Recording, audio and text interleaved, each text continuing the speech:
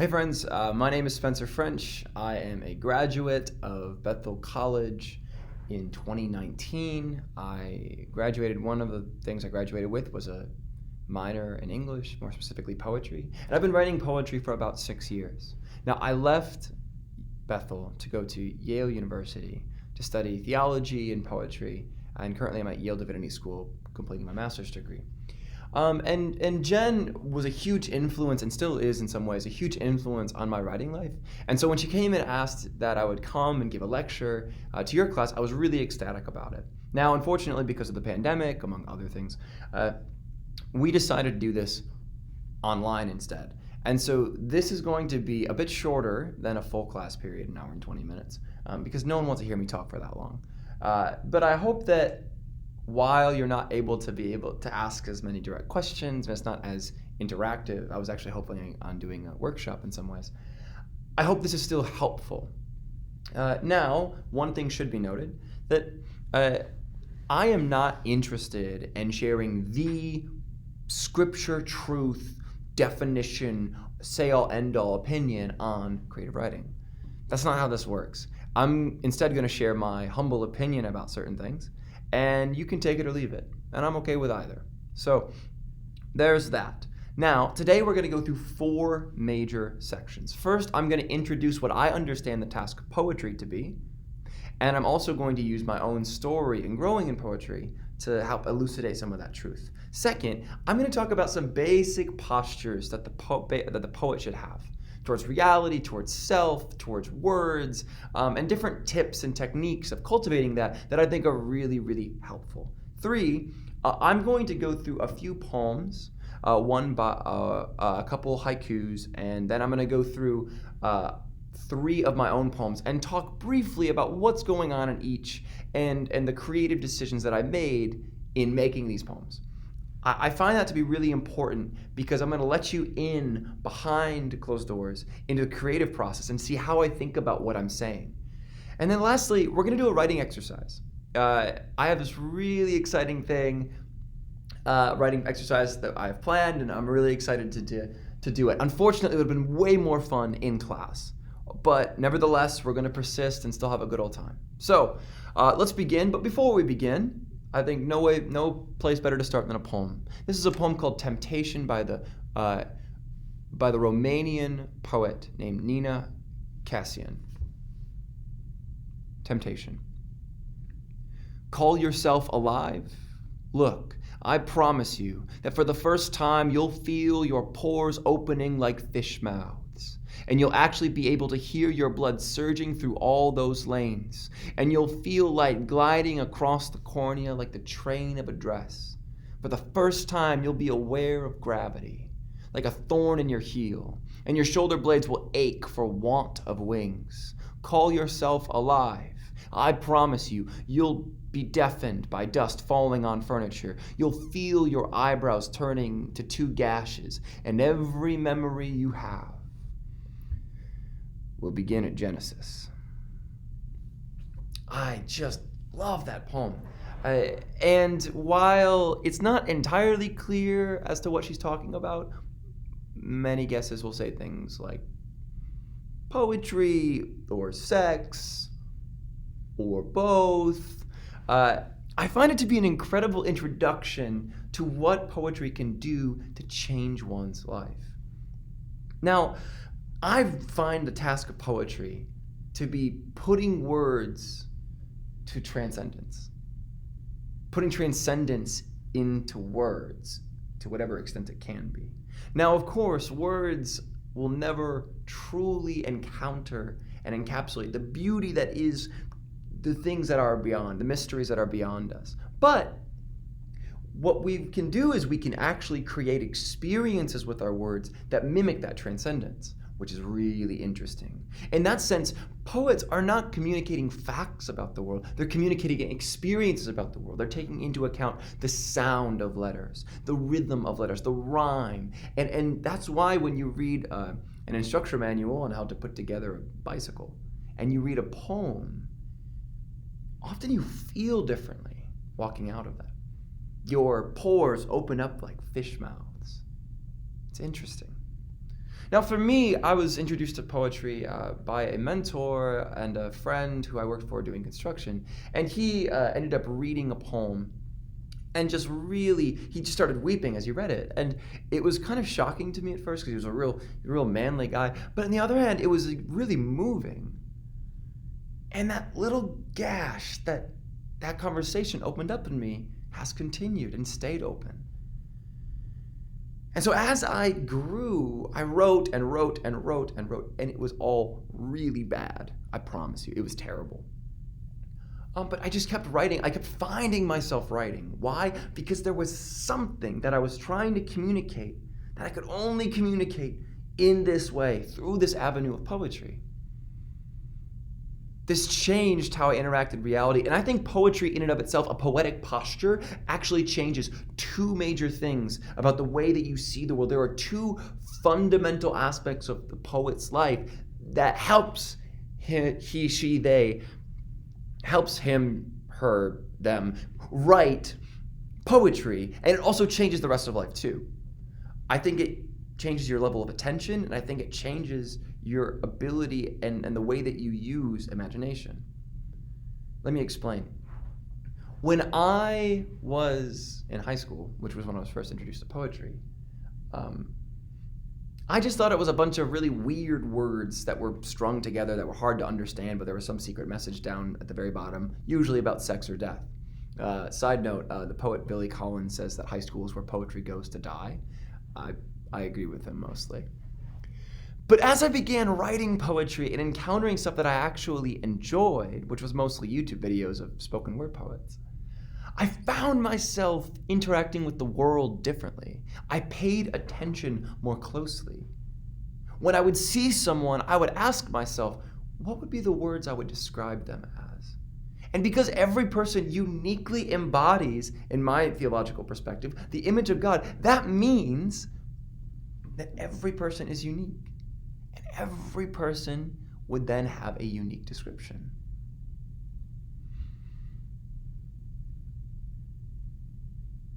I lived in the country, so the frogs croaking late at night, all night during the summer, took on a special meaning.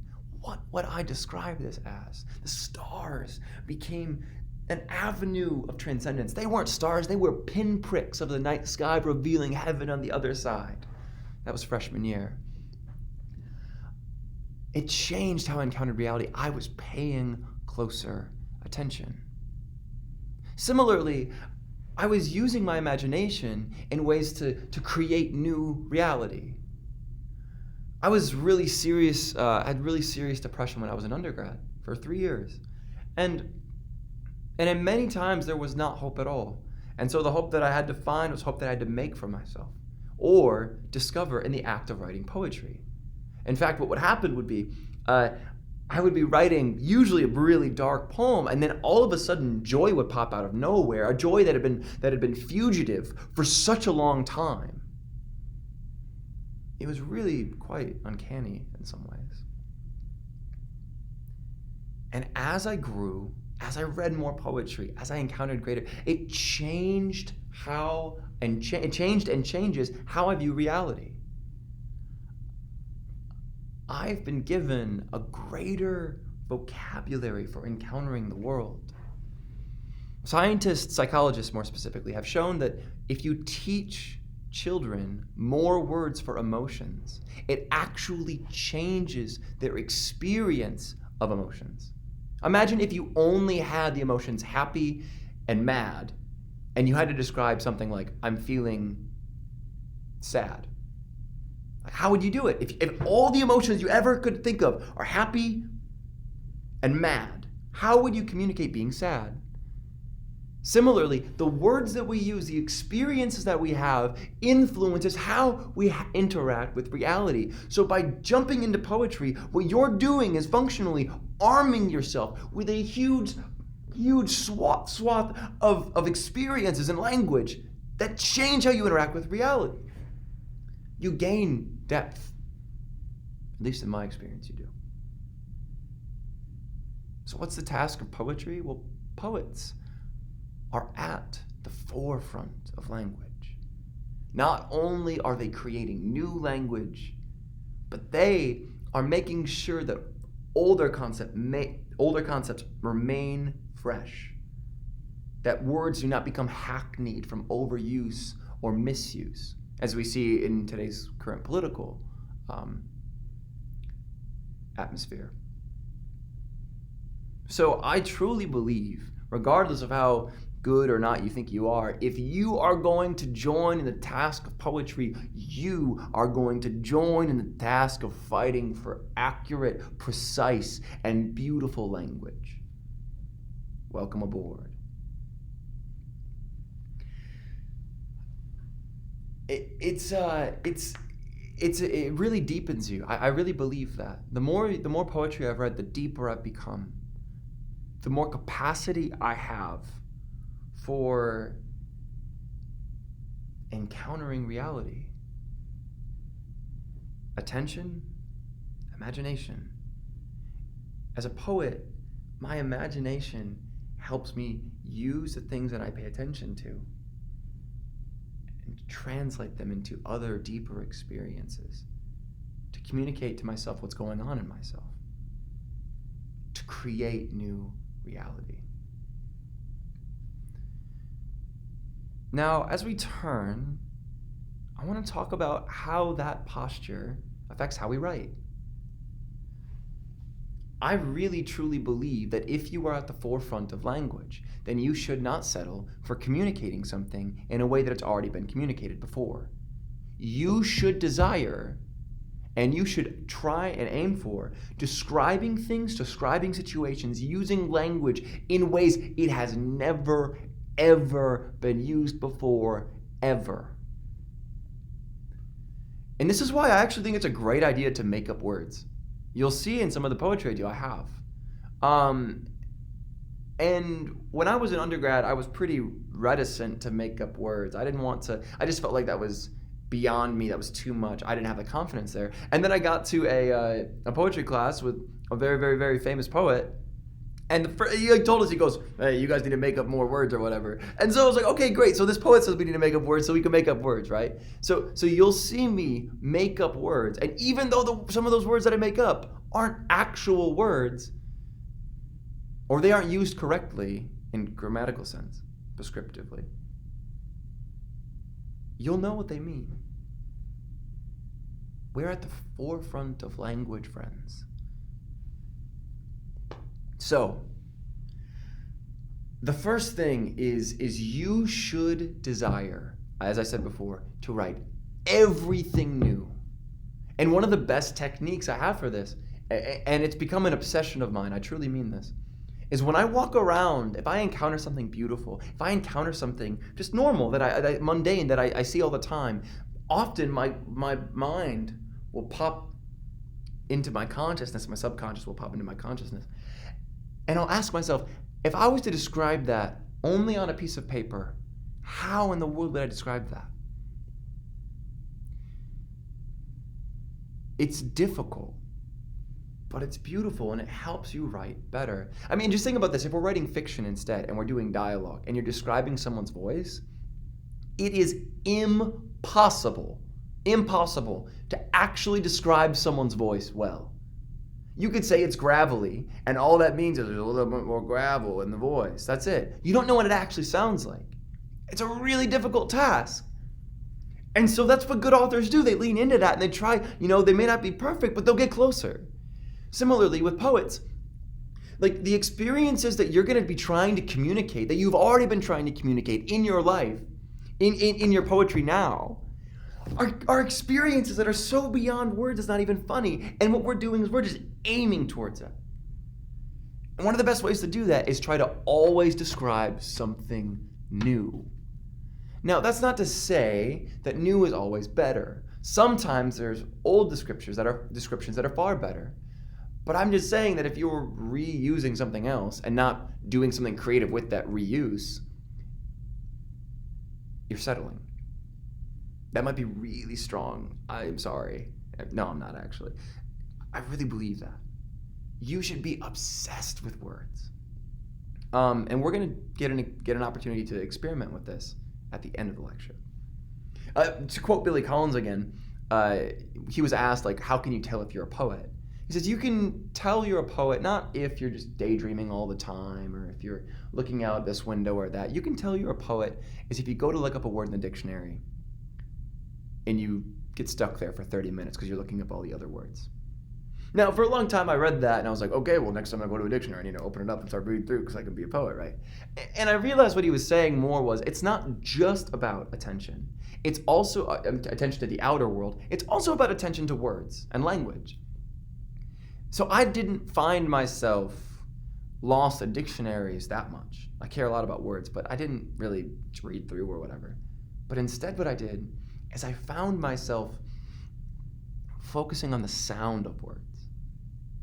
We're going to see in one of my poems, Le Café de Nuit, that the sound in there is just bizarre and strange and so overpowering.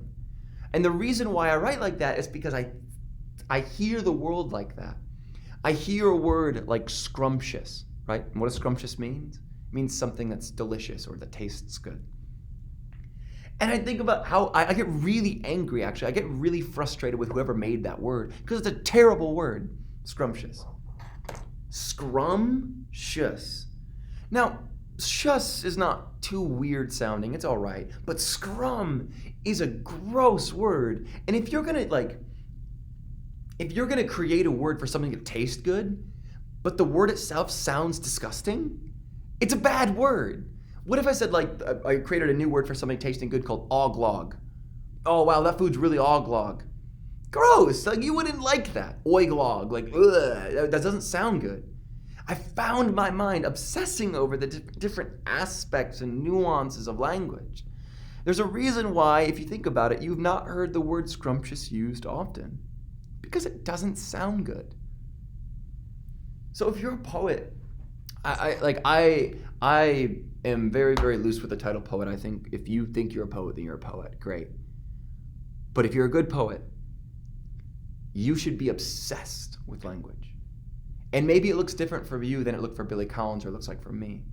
But if you don't find yourself like really drawn to the beauty of words, or you don't see yourself having the beauty of words, it might be worthwhile to take a step back and to relearn and to re-love words. I was giving a lecture a few days ago, and someone asked about reading poetry. Now, if you want to write good poetry, you have to read poetry, a lot of it. And when I say have to, I mean get to. You get to read poetry because there are masters of the craft who have been writing for hundreds of years before you, and they will teach you.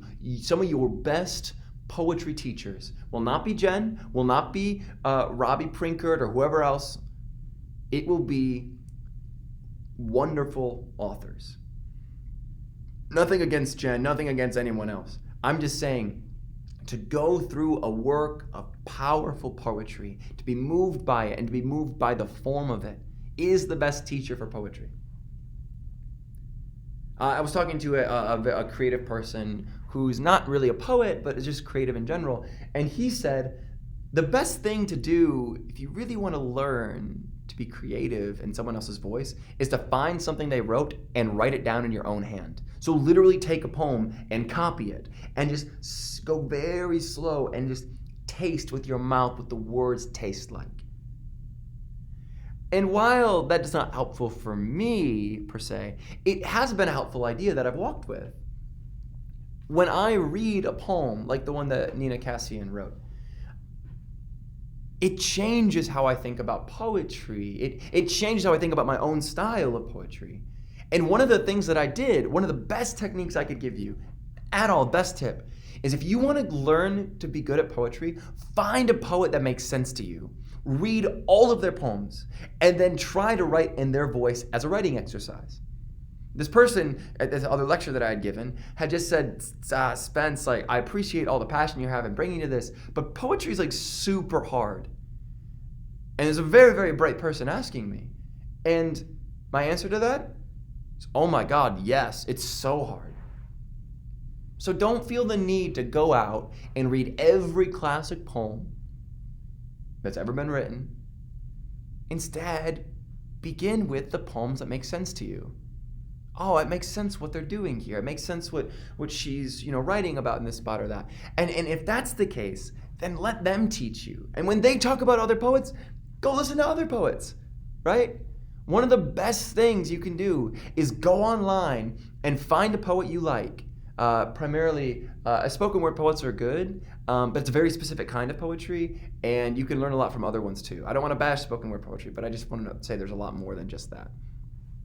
But you can go to people who lecture on poetry or famous poets talking about other poets and listen to how they read poems. Listening to how someone else reads a poem is one of the most helpful things in learning poetry. Like, how do they interpret this line? How do they interpret this? Oh, that's really interesting. I wouldn't have thought of that. And by doing that, you're able to really free yourself up from the stress and anxiety of not knowing how to read something perfectly, because poetry is super hard. And it can make you a better reader, which will make you a better writer. To be a good writer, make no mistake, you need to be a good reader. And read diversely. I promise you, you will not regret it. If you only read straight white dudes, you will miss out. You will not be prepared to be the best poet you are. I really mean that. Read diversely, because there's all these diverse experiences that different people have that they are aching and trying to put into language. And when you only focus on one certain subgroup, you only get a certain kind of experience. And this is why when people claim that like the canon, like only straight white dudes is like the most important, it's just really ridiculous, because you're isolating and normativizing a certain kind of social occasion and certain kind of experience. But that's neither here nor there. And just a note. Read diversely, read widely, but read with joy. Find the people that you love and read them, and let them teach you. And now, we're going to do that with a few haikus and some of my own poetry. I'm not doing this so you mimic me per se, but I'm doing this so that you see how I'm thinking through things, and that hopefully will then apply to how you process your own poetry. So first, let's just talk about some haikus. This is haiku 103 by Yosabu-san, one of the three great haiku masters. We're going to read one from Basho next. He's another one. And I just adore this. Now, before we go in, haikus are some of the best forms of poetry there is, I promise you. Here's why. Because you have to communicate such depth in such little space. If your words aren't perfect, you'll miss it. Listen to this. Haiku 103. The mountain is bare. A pheasant calls. Where can it be hiding? Now, this is a translation. And so Busan was writing in the 1800s. I just find that absolutely magnificent. The mountain is bare, a pheasant calls. Where can it be hiding? And what does it mean? That's a good question. I think there's various interpretations. I think that's one of the things that haiku does really well. But the way that I take it is there's this call, this good thing. A pheasant call is beautiful. This beautiful call, and you can't see where it is because the mountain's bare, but yet it's still there. The way I interpret it is, I've had moments where life feels pretty bare too. And yet, why is the pheasant still calling? Where can it be? Even in light of this terrible situation, joy is here. All right, let's turn to Basho.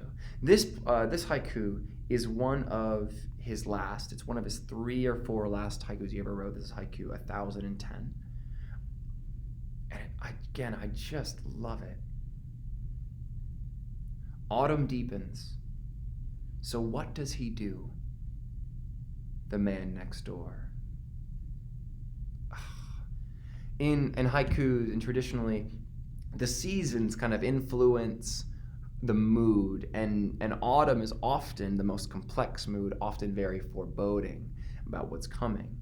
And at the end of Basho's life, He was writing before Busan. He writes, "Autumn deepens, so what does he do, the man next door? What is coming in this next life?" And simultaneously, there's a depth and there's a grief and a worry in the poem, all the while using pretty quotidian language, pretty mundane, joyful language. When I was in that writing class last semester, the poet, his name's Christian Wyman, he's my literary hero. He would say, "I like the poem and all, but it needs to be stranger. That's too easy. That's too expected. Say something that challenges me, that changes my paradigms, that gives me new language." And I love that little poem because it's grief and curiosity and joy all bundled up into one. All right, now let's turn to my own poetry. All of these poems, by the way, all of my own poetry will be attached in the notes section. And so if you want to find them later, they'll all be down there. And this first one is just going to be my haikus again. So I mentioned these before. And I want you to listen to what's going on here. Now, these will be 575 because these aren't translations. So this is a collection of 8 haikus called 2 Haikus for Each Season. Spring. Weary mudsog feet are the only seeds planted. Early madmush spring. The air warms anew. Nomad birds swarm trees, and still no cherry blossoms. Summer. Though beyond bloom time, cottonwoods swoon to song, shower of soft stars. A reversed iceberg, the dawn fog cloud trawls a pond, and I'm the thing caught. Autumn. The night grows again within, without a lantern. Please, trees, shine brightly. Tree debris dissolves, leaving only damp shadows on the sheened concrete. Winter.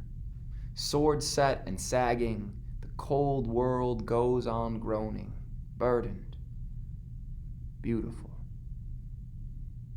My pipe smoke rises in winter air like prayer, fogging the silent moon. I really love these. I love these because they're each an experience and a little moment of some depth. And I'm constrained by the style to communicate what I say quickly and accurately. Now, in traditional, and in many of the best translations of haikus I've seen in English, there is no punctuation at all. None at all. And following in that tradition, I also kept that with these poems. But there's things that are weird about them that I just really enjoy. For instance, in the second one, in spring, that second line, nomad birds swarm trees and still, no cherry blossoms. The word still can be used in both lines. Is it the birds that are stilling, that are silencing, that are being quiet? Or is it saying there are still no cherry blossoms? Could it be both? I love that kind of uniqueness there. And usually what happens in a haiku is there's some kind of emotion tied to an image. Now, I don't want to reduce haikus to that because obviously there's more than that. But I find if you are able to write good haikus, you probably are able to write any kind of poetry well, because you can take such small and short constraints and speak beauty into them with brevity. I don't know.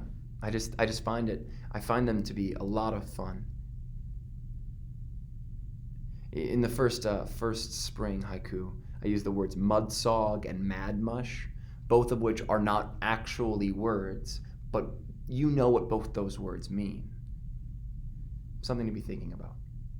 And my favorite one by far is the last one, which actually ends on 6 syllables, not 5. Whoops.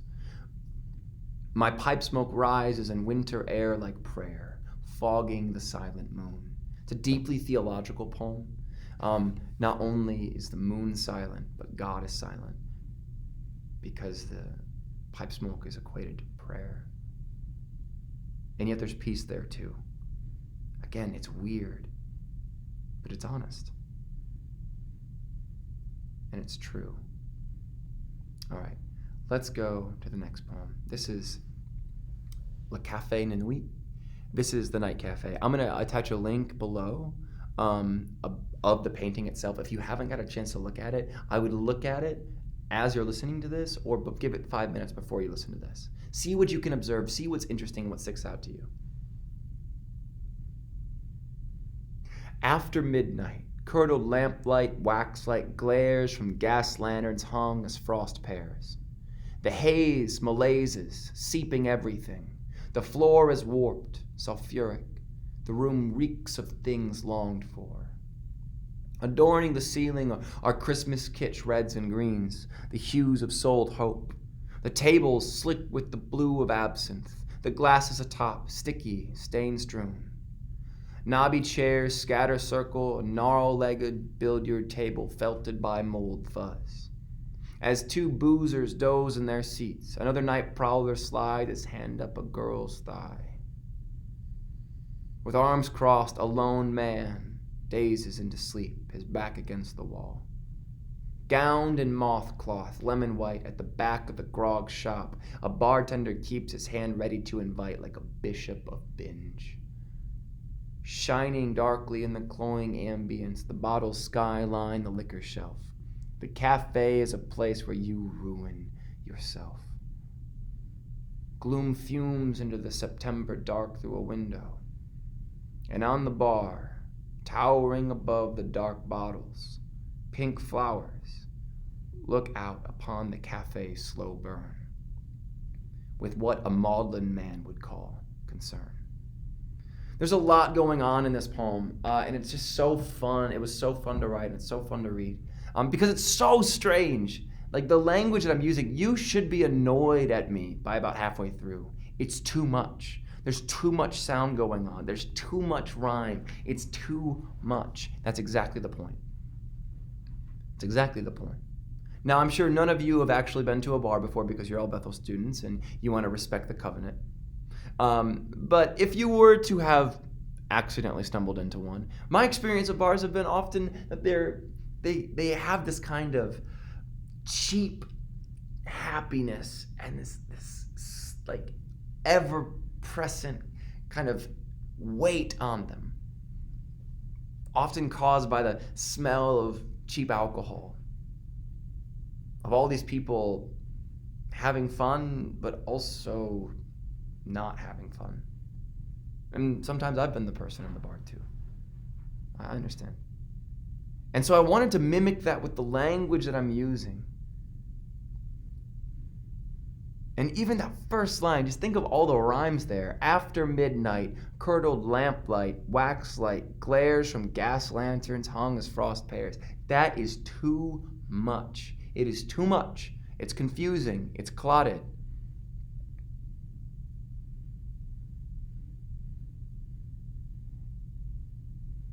And it does exactly what I want it to do. A couple other notes. The bottom line that's in italics is actually a quote from Van Gogh about this painting. The one above is a quote of like some narrator speaking in a similar kind of voice as Van Gogh.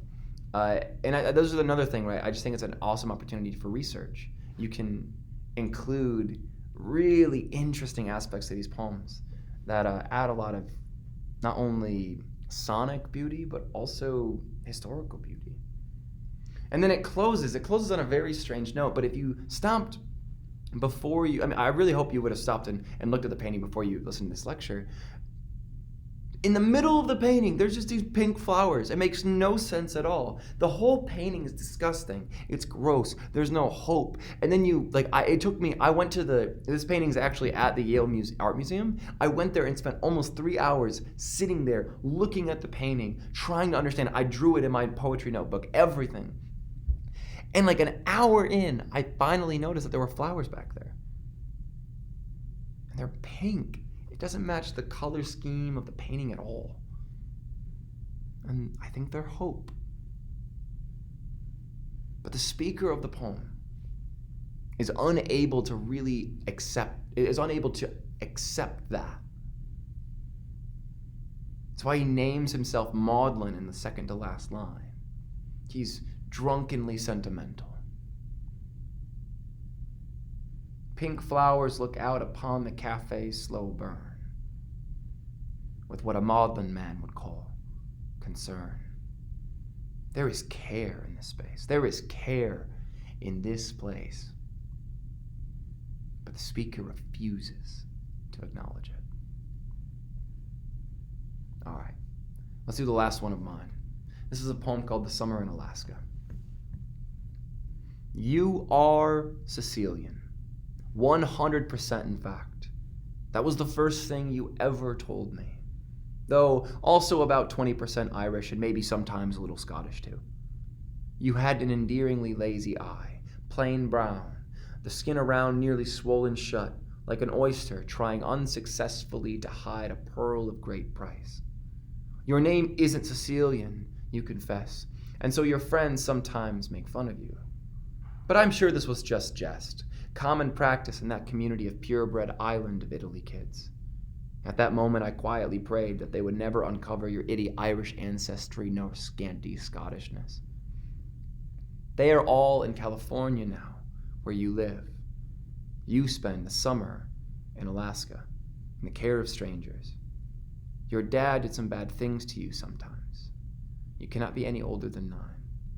You think it's a sad situation sometimes. You don't want to talk about it anymore. I oblige.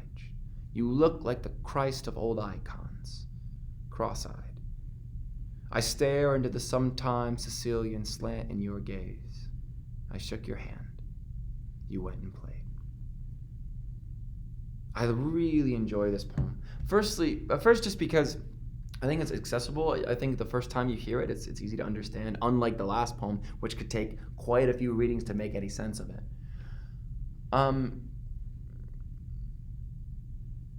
One of the things that's strongest about this poem is its voice. You can hear her voice in it. And it starts off really funny and beautiful and cute in many ways. But by the time I mention her eye, something turns a little ominous, even though the tone stays the same. It doesn't drop out of the poem until after the big parenthetical about prayer. But even in the midst of the cute conversation, the funny things that this little girl says, there is an overarching reality. She lives in an abusive household. She will be returning to California after the summer. Even if it's not outrightly stated, you can see that. So it's a poem that's aching with grief, a kind of grief, kind of helplessness that I have, the speaker of the poem, which I am the speaker of the poem in this case, has no control over. I think it's a kind of prayer in a way. I'm not sure. But I want to note a couple other things. If you look at the last 5 lines, I mentioned this in the other lecture for the writing life.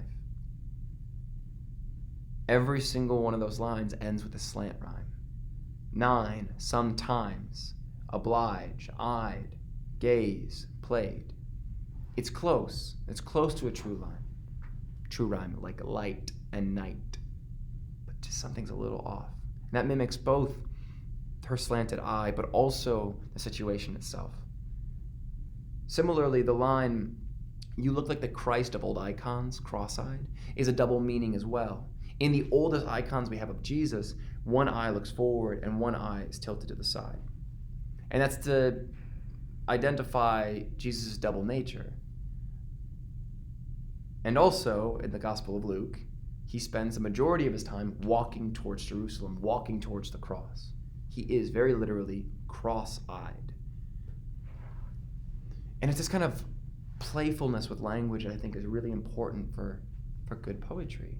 Now, again, I'm not here to just compliment myself on all three of these poems. I think actually they need some work, especially the first one, the haikus. I think each haiku individually is fine, but I don't think they work well together as a whole. And I think this poem could use some work, and the last one could too. But broadly speaking, I'm really proud of these, and I think these actually embody the very things that I'm talking about.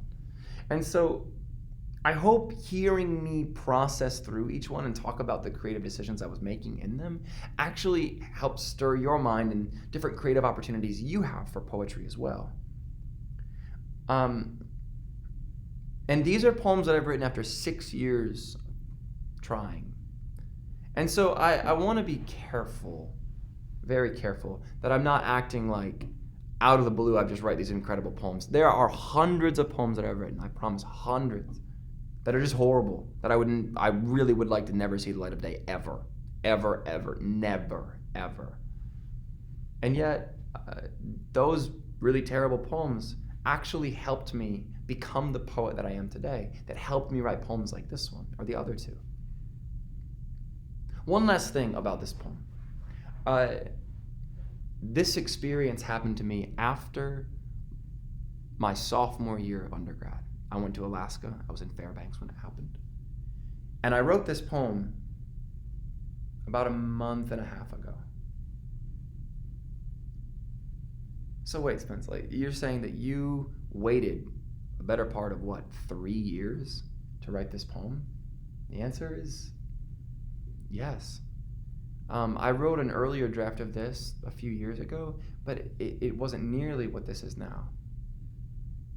And this appeals to a couple things. First of all, the fact that I've grown as a writer and that you can grow as a writer too, but also that there are poems that I'm sure there are poems that you want to write. There's experiences that you have that you want to explore, but you just don't have the right entrance into it yet. And at the same time, your subconscious knows. And so your subconscious is working on those ideas for a really long time. In the lecture I gave for the writing life, I talked about how when you're thinking of a word and you have almost the right word, but you're not quite sure what it is, and then you stop thinking about it, and then 8 hours later you remember the word. Yeah, you have to ask yourself, who was thinking about it? You weren't trying to remember the word that moment. It just came up. What was doing it? Your subconscious was doing it. Your subconscious was helping you process through that and helping you remember. In a similar way, your subconscious helps you write. This experience was brutal and devastating for me. Even though I wasn't a victim of any direct abuse, the fact that I knew this girl was going home and I knew there was nothing we could do about it. We being me and the family that was hosting her. It was devastating. I walked with it for years afterwards. And one day,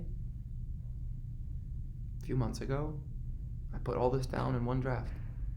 Sat down for a couple hours and put it down. But it took years of processing it. So I would say it took years to write this poem, even though I wrote it in probably the course of an hour and a half. To say I wrote it in an hour and a half would be insincere. It took years for me to write this. And I hope you encounter things that hold your attention that deeply for that long.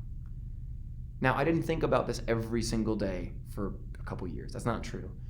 But it always showed up, which meant it was back there. So I'd ask, as you try to scrounge out a poem a week or a poem every 2 weeks, I don't know how many Jen has you writing. I remember when I did it, there was so many poems. But those ideas that are stuck in the back of your head, the things that you keep coming back to, maybe that's your body saying you should write about them. Maybe that's your mind saying, this is something that's really fundamental to who I am. If it's terrifying, if it's beautiful, if it's somewhere in between, maybe if it feels right, maybe that's something you could explore. I don't know. All right. We're going to take this to the home stretch. This is your last section. Here is the task for you. I've talked a lot about writing and observing the reality properly and all these different things. And so I want you to go, whether in your dorm room or in your house or something, and I want you to find an object that's natural, like a natural occurring object. So it could be an apple, it could be an orange, it could be a banana or some vegetables. Those are all really good options. The more unique the item, the better. It could be a pine cone if you go outside. It could be a handful of leaves or grass or whatever. I don't care. But go and find a naturally occurring object. Maybe a little tree. Maybe you have a little potted plant or something. That's fine. And what I want you to do is I want you to take that thing and I want you to take about 15 to 20 minutes and write as many unique descriptions of that thing as possible. Does that make sense? Like, I want you to go take a leaf, put it on your desk, and write, okay, what are the things that make this leaf unique? And how could I write about a leaf, something, trees, leaves, things that have been written about for hundreds and hundreds and hundreds of centuries? I want to write something new about it. In painting, doing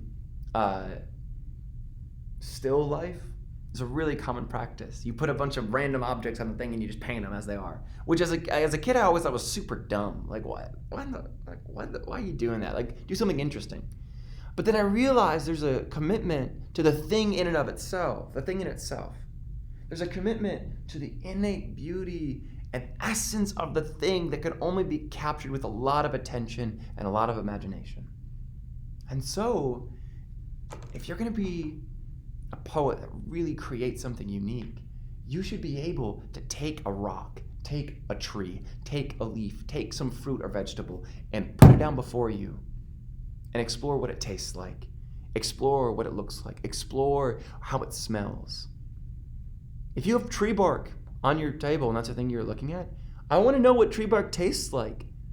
Taste it. I'm not even joking. Like you have the opportunity to be an absolute, what's the word? A committed observer, a detective of the beauty of reality. Look at things, interact with things, smell things, even if it's safe, taste things. If you love something deep enough, it will reveal itself to you. That's a quote from George Washington Carver. So I want you to do right now is pause this.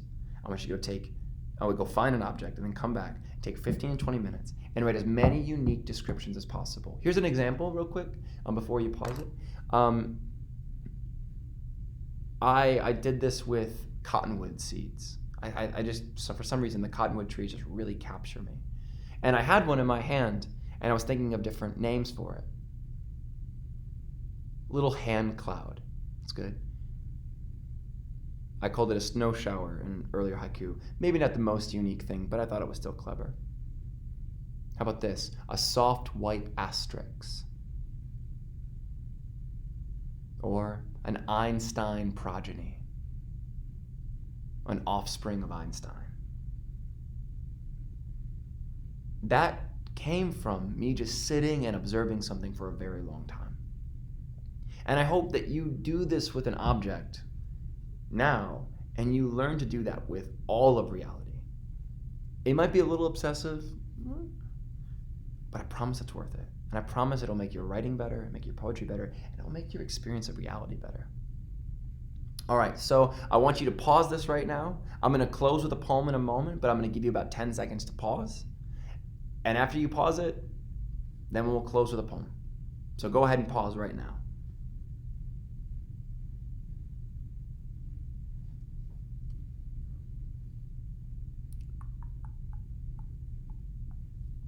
All right, now you're back. I hope you had a really good time with that writing experiment. And now we're going to close with a poem called A Meditation on a Grapefruit. A Meditation on a Grapefruit by Craig Arnold. To wake when all is possible, before the agitations of the day have gripped you. To come to the kitchen and peel a little basketball for breakfast. To tear the husk like cotton padding, a cloud of oil misting out of its pinprick pores, clean and sharp as pepper. To ease each pale pink section out of its case, so carefully, without breaking a single pearly cell.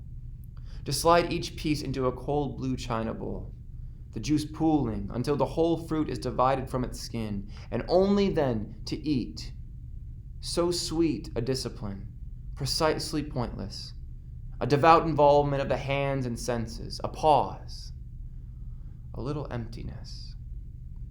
Each year harder to live within, each year harder to live without. I cannot eat a grapefruit anymore without thinking of that poem. Little pearly cells, peel a little basketball, skin thick as cotton padding, pinprick pores. I hope and I pray that you encounter reality as uniquely and as powerfully as this. And I pray that it reveals things about yourself in it too. Notice in this poem how it closes. Each year harder to live within, each year harder to live without. There is a meditative moment going, and it closes with this moment of despair. And it is beautiful, if dark. This was also the last poem Craig Arnold ever wrote before he passed away by presumably falling into a volcano. He was a adventurer, so he would travel the world to climb volcanoes, and they think he fell into a volcano and died there. Pretty interesting. I say interesting because I don't have words for what it is deeper than that. And so, friends, as I close this lecture, I pray and hope that you encounter joy wherever you go. And I hope that poetry helps you do so. I hope you gain confidence in your writing to be able to share something that you have written and created and be happy about it. And I pray that as you go from here, that you walk away with a little bit more clarity about the task of poetry and different ideas that you can do to help become an even better poet. Grace and peace.